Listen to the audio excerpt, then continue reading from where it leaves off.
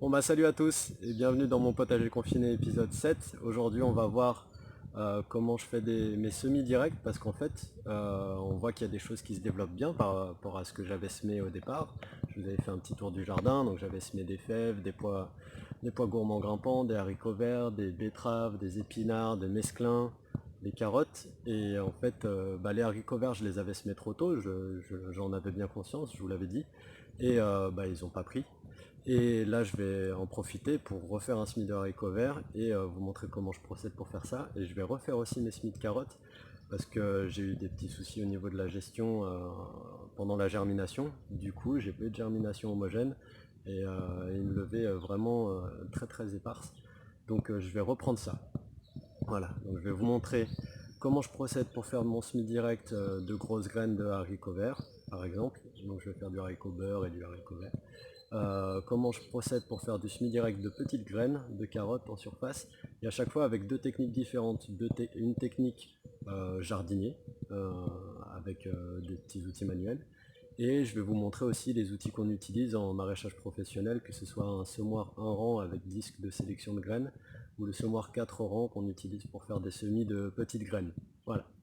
Donc sans transition, on va passer à l'action. Et top départ, merci au clocher de l'église de lancer cette session de sarclage de mon ancienne planche de haricots verts et haricots beurre.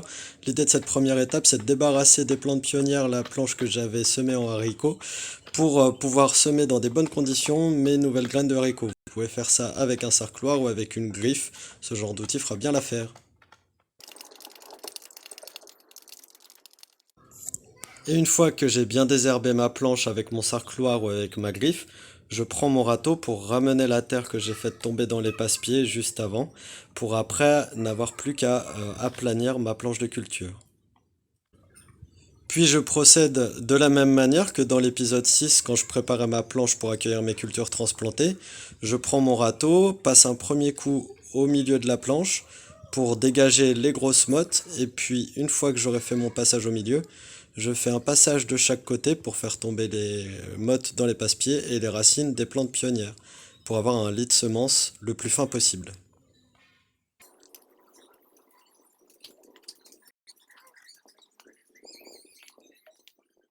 Et comme je le disais en introduction, je vais vous montrer deux méthodes pour semer mes haricots. Une méthode jardinier sans outils et une méthode maraîcher avec un semoir professionnel. Donc sans outils, comme j'ai travaillé ma planche juste avant avec le sarcloir et le râteau, je peux tracer des sillons à la main, c'est très simple.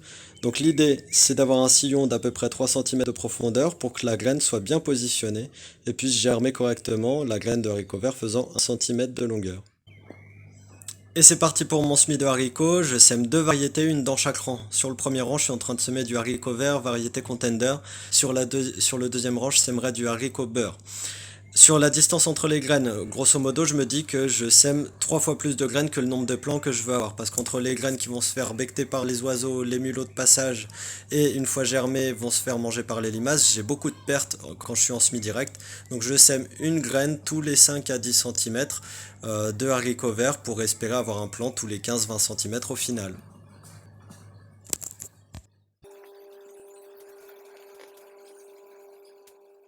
J'ai des graines de haricots verts, mange tout nain.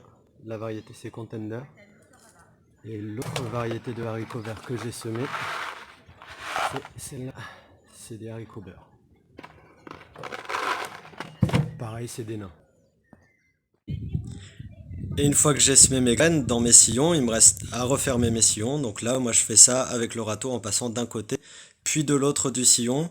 Et ensuite, je vais plomber sur mon sillon pour avoir un bon contact entre la graine et le sol. Bon, voilà, je peux utiliser un semoir professionnel du type de celui-là, c'est le Earthway Seeder, c'est un semoir 1 rang. Et là, je vais l'utiliser pour semer les haricots verts. Donc c'est tout simple, hein, j'ai plusieurs roues de sélection en fonction du diamètre de la semence. Et là j'ai une roue de section adaptée aux haricots verts que je positionne ici. Tac. Et en fait mon semoir, quand je vais avancer, la roue avant va entraîner la roue de sélection des graines. Ces graines vont être prises par la roue de sélection, vont passer par ici et redescendre par là. Et elles vont tomber par ici. Et en fait là j'ai cette partie là, un genre de soc qui va creuser le sillon la graine va être déposée dans le sillon et la chaîne va refermer le sillon derrière et la roue arrière en avançant va plomber le sillon, donc favoriser le contact graine-sol. Et après, j'ai plus qu'à arroser et mes graines vont germer. Voilà. Donc c'est parti pour le semis avec le semoir. Et du coup, je me suis fait un petit mélange des deux variétés, du haricot beurre et du haricot nain mange tout contender. Et puis bah c'est parti.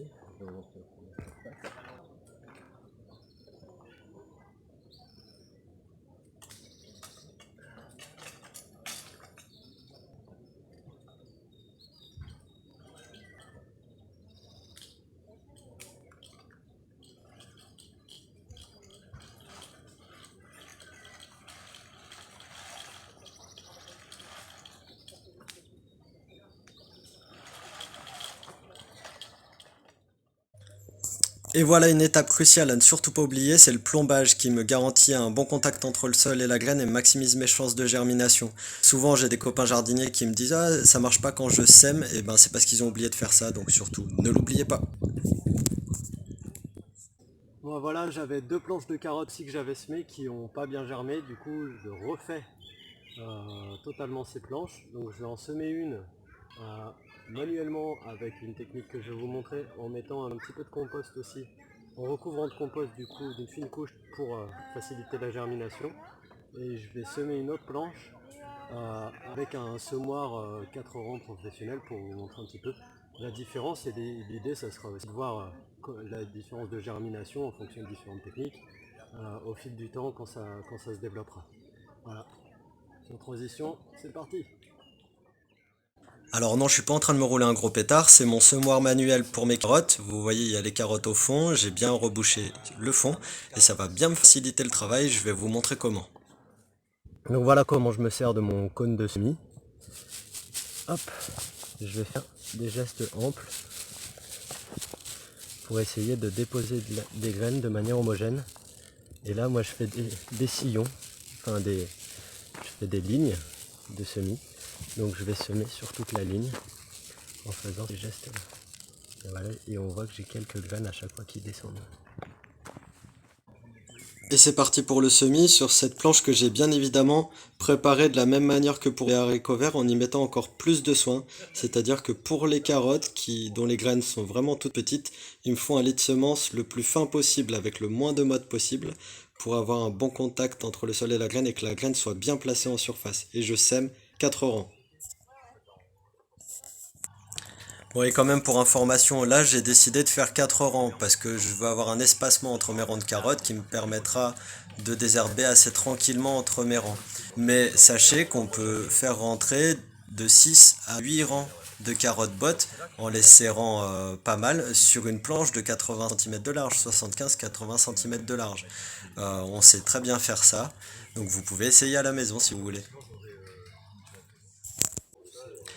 Bon, là j'avoue, je me tape un petit délire, un petit peu réfléchi quand même, mais sur mon semis de carottes au potager, parce que tous ceux qui ont déjà semé des carottes dans leur vie savent que c'est pas évident de réussir son semis de carottes.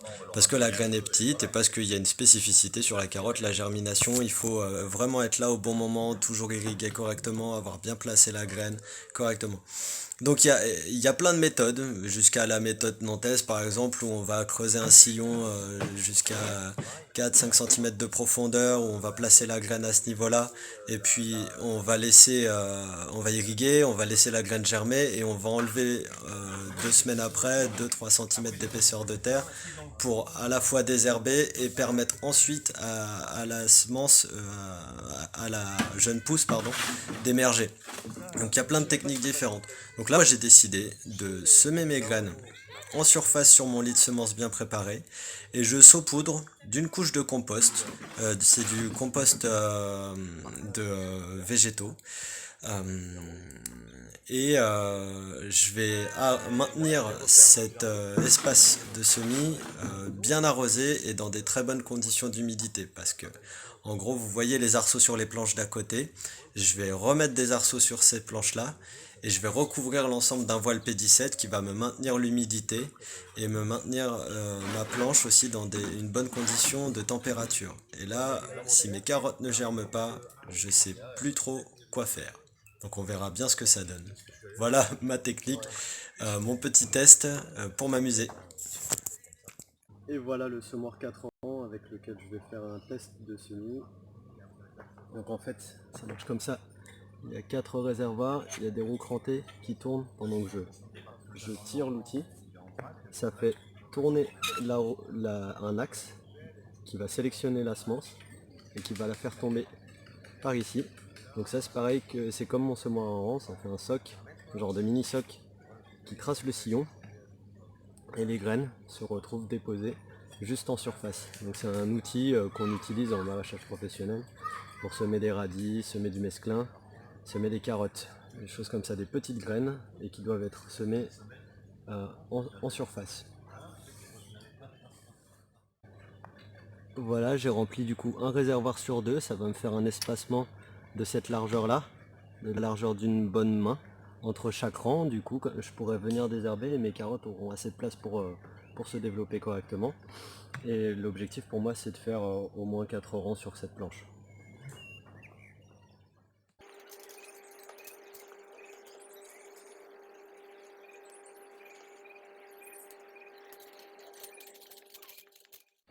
Et puis je plombe un coup.